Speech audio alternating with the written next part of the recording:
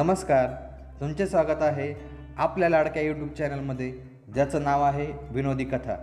आजच्या या प्रवासात आपण लेखक लोकशाहीर अण्णाभाऊ साठे लिखित माझे माहेर वाघदारा या कथेचे श्रवण करणार आहोत. चला तर मग आजच्या या सफरीला सुरुवात करूया. दिवस मावळतीकडे झुकत होता. किरणांमधील धग मंदावली होती. किरणे हिरव्या घनदाट वनराजीवर वर्षत होती. त्यामुळे झाडांचा हिरवा रंग झगमगत होता, डोळे दिपत होता. वाटेगावातून निघालेला एक गाडी मार्ग त्या किर्र झाडीत शिरून अनेक नागमोडी वळणे घेत एक डोंगर चढून टाळ गावावर उतरत होता. सावळ्या वाघदाऱ्याकडे निघाला होता. त्याचा अवखळ कारवानी घोडा आज शांत चालत होता. सावळ्याचा दिप्पाड देह त्याच्या अफाट करणीला साधत होता. मोठे मस्तक, त्यावर तेवढेच मोठे पागोटे, रुंद चेहरा, तीक्ष्ण डोळे, दाट भुवया, नोकदार नाक, पिळदार मिशा, भरदार गर्दन आणि प्रचंड छाती आणि हातात तव्या एवढी लकलकीत कुऱ्हाड असा तो सावळा घोड्यावर बसला होता. त्याची नजर त्याच्या पुढं धावत होती. समोरच्या डोंगरावरून दोन माणसे खाली येताना सावळ्याला दिसली. त्यापैकी एक स्त्री होती आणि एक पुरुष होता. ते दोघे कोण असतील याचाच विचार सावळा करू लागला. त्याने घोड्याला टाच मारली. तो वळणापाठी वळणे ओलांडू लागला. तो वेगाने पुढे जात होता आणि ती दोन माणसे भराट्याने खाली येत होती. एका वळणावर ती सावळ्याला दिसायची, तर दुसऱ्या वळणावर ती दृष्टीआड व्हायची. त्या दोन माणसात आणि सावळ्यात एकच वळण उरले. आता ती दोन माणसे समोर येणार म्हणून सावळ्याने घोड्याला टाच मारली आणि त्याची निराशा झाली. इतक्या वेळी दिसणारी ती दोन माणसे आता एकाएकी नाहीशी झाली होती. हे असे कसे झाले? ती दोन माणसे कोठे दडली? सावळ्याने त्या मार्गावर पाचोळ्यात उमटलेली पावले पाहिली आणि ज्या ठिकाणी त्या दोन माणसांनी मुख्य मार्ग सोडला होता त्या जागी त्यानेही मार्ग सोडला आणि किर्र झाडीत तो त्यांचा शोध करत जाऊ लागला. जाता जाता त्याने बाजूच्या उंच गांजणीच्या गवतावर पाहिले आणि चकित होऊन तो थांबला.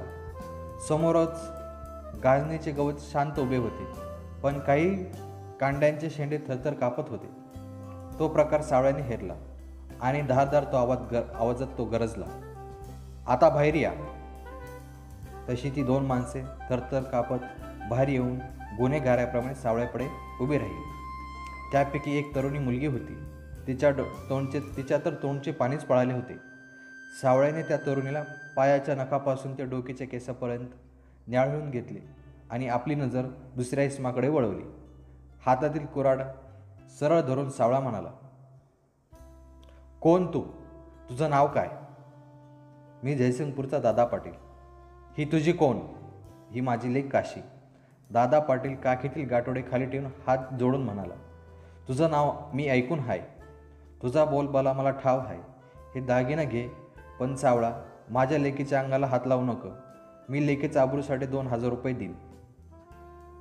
तेवढ्याच सावळ्याची जोरदार चपराक दादा पाटलाच्या तोंडावर कडाडली. तसा तो कोलमडून खाली पडला. काशीबाई किंचाळली. सावळा कुऱ्हाड उगारून गरजला, उठून उभा राहा. आता मारू नको. दादा पाटील गालचुळत उठला. सावळा म्हणाला, मारू नग का?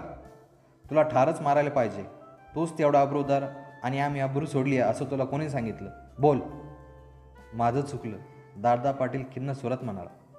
सावळा एक पाऊल पुढे टाकून म्हणाला, सरळ उभा राहा. कुठं गेला होतास? टाळगावला. काशीबाईला घेऊन सासरी घेऊन. मग परत का आणलीस? जावई काशीला घरात घेत नाही. कशापायी घरात घेत नाही? लग्नात मी हुंडा कबूल केला होता. ती रक्कम माझ्याच्यानं चुकवली गेली नाही म्हणून. किती हुंडा कबूल केला होतास? 15,000. एवढी रक्कम का कबूल केलीस? लेकीच्या सुखासाठी आणि मातेभर पाहुणा जोडावा म्हणून. तू हैवान हाईस. सावळा जवळजवळ स्वरात म्हणाला, तुझ्या जावयाचं नाव? टाळगावचा राजाराम पाटील. दादा पाटील पडक्या आवाजात उतरला. मग चल तर. सावळा गरजला. कुठं? दादाला कापरं भरली. सावळा भडकला, म्हणाला, माझ्या मागून गुमान चल. बरं चलतो. ते तिघे मुख्य वाटेवर आले. घोडा तसाच उभा होता. त्याच्याकडं पाहत पुन्हा सावळ्याने हुकूम केला, पोरीला घोड्यावर बसव आणि चल. दादा पाटलांनी काशीला घोड्यावर बसवली. आता कसला प्रसंग वाढून ठेवला आहे याचा विचार करून काशीचा प्राण कंटात आला होता. सावळा काशीला घेऊन टाळगावची वाट चालू लागला. दिवस बुडाला, कडुसे पडले, तोंड ओळख मोडली आणि सावळा काशीला घेऊन टाळगावात शिरला. राजाराम पाटलाच्या वाड्यापुढे येताच त्याने वाघ गरजावा तशी आळोळी ठोकली. राजाराम पाटला, बाहेर ये. ती हाक ऐकून राजाराम चमकला. अशी उर्मट हाक कोणी मारली? त्याला राग आला. त्याने चटकन उठून कुऱ्हाड हातात घेतली. कंदिलाच्या प्रकाशात त्याची कुऱ्हाड चमकली. तो डिरकला. कोण हाय? मी सावळा हाय, सावळा म्हणाला. ती कुऱ्हाड तिथंच टाकून मोर ये, नाहीतर तुझं मुंडकं वाघदाऱ्याकडे जाईल. चल ये. सावळा हे नाव आणि ती जबर धमकी ऐकून राजारामच्या हातची कुऱ्हाड गळून पडली. त्याला धडकी भरली. त्याच्या आई बहिणीला कापरी भरली. म्हातारा भेदरला आणि राजाराम अंगणात आला. म्हणाला, ना ना ना, नाईक म्हणता? काय म्हणता नाईक? ही बाई कोण आहे? सावळ्याच्या डोळ्यात जाळ पेटला. त्याची कुऱ्हाड लकाकली. ही माझी बायको काशी.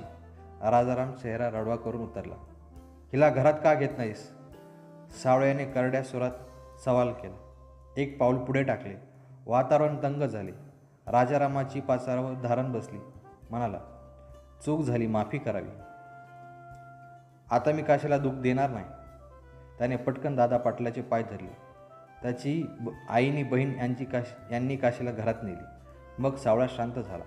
म्हणाला, ही काशी माझी लेक आहे. ह्याला दुःख देऊ नको, नाहीतर मी तुझं डोसकंच मारीन. तुझ्या घरादारावर दुःखाचा डोंगर रचीन. अरे 15,000 हुंडा दिला नाही म्हणून बायकोला घराबाहेर घालवतोस. हुंडा घेणं बरं नाही.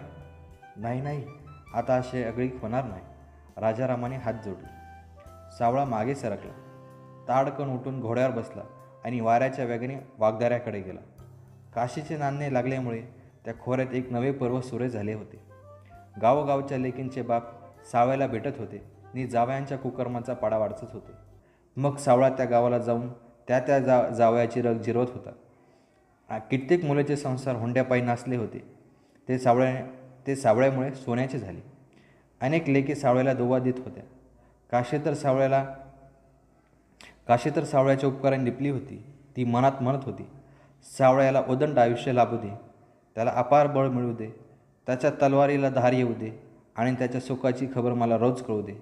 माझे माहेर जयसिंगपुरात नसून ते वाघदाऱ्यात आहे.